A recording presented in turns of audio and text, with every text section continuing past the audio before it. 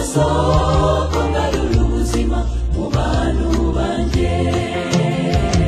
Igihugu cyumye nzagihindura amasoko ngarura ubuzima mu bantu banjye.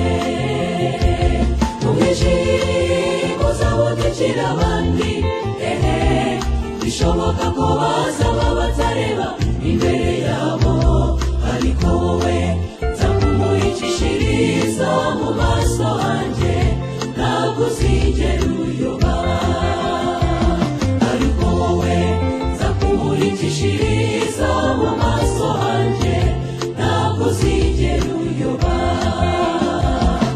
Izuba ryawe ntirizigera rizima, kandi ukwezi kwawe nako ntikuzahagarara kumurika, kuko nitwa ndiho iyo sezeranye ndasohoza.